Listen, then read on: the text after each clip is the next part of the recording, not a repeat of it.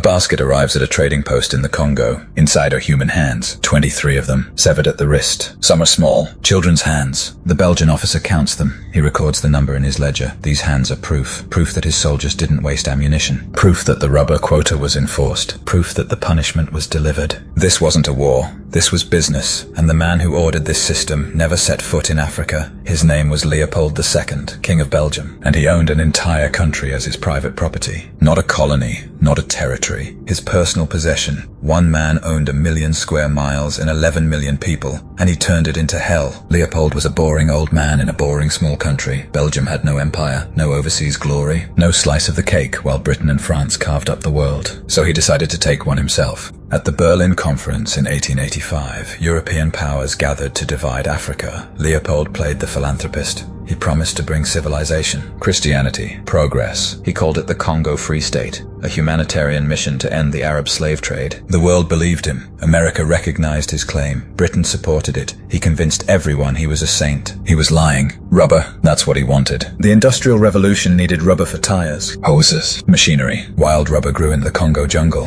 and Leopold owned every tree. He didn't pay workers. He enslaved them. Villages were given impossible quotas. Every family had to bring a certain amount of raw rubber every 2 weeks. If they didn't meet it, punishment was immediate. The chicotte, a whip made from hippopotamus hide, dried into a razor-sharp strip. 100 lashes was a standard punishment. Most people died before reaching 50. But that wasn't enough to enforce the system, so Leopold created the Force Publique, his private army. Local men were conscripted, armed, told to collect rubber by any means necessary, but bullets were expensive. Leopold didn't want his soldiers wasting ammunition on hunting, so they had to prove every bullet was used to enforce the quota. How did they prove it? By bringing back a severed right hand for every bullet fired. If a village didn't deliver enough rubber, soldiers would shoot the men, then cut off their hands, bring them back as proof. Sometimes they just cut off hands without shooting first. Easier that way. Children were taken hostage, kept in cages. Their parents would bring rubber to buy them back. If the quota wasn't met, the children starved. Entire villages were burned. Women were raped systematically. Men who resisted were hunted down. Their heads were mounted on stakes as warnings. They called it red rubber,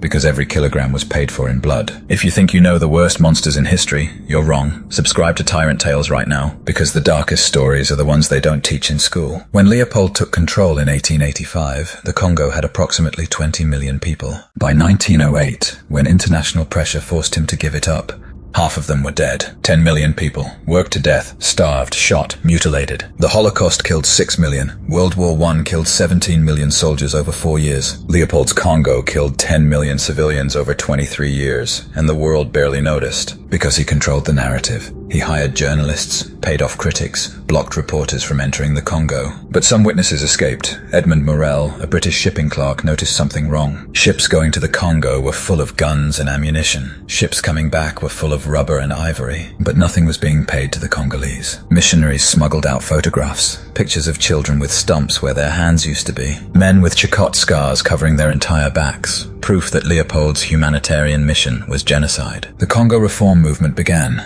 Mark Twain wrote satire about him. Arthur Conan Doyle published exposés. Joseph Conrad wrote Heart of Darkness, a novel about the moral collapse of Europeans in the Congo. Conrad had seen it himself. He sailed up the Congo River in 1890. He saw the chain gangs, the death camps, the casual brutality, and he wrote the line that defined it all. The horror. The horror. In 1908, international outrage forced Leopold to hand over the Congo to the Belgian government. He was paid for his trouble. He died a year later in his palace. Rich, comfortable, surrounded by mistresses and stolen wealth. Before he died, he ordered his private secretary to burn all the archives, every document, every order, every piece of evidence. He said, "I will give them my Congo, but they have no right to know what I did there." For over a century, statues of Leopold stood across Belgium. Schools taught that he was a builder, a visionary. Only in 2020, during global protests, were some of those statues finally torn down. 10 million people, their hands cut off to meet a quota, their children starved to enforce profit margins, their land turned into a private killing field, and somehow most people have never heard of King Leopold II. If this story made you angry, if it made you sick, if you want to understand why monsters like Leopold are forgotten, subscribe to Tyrant Tales.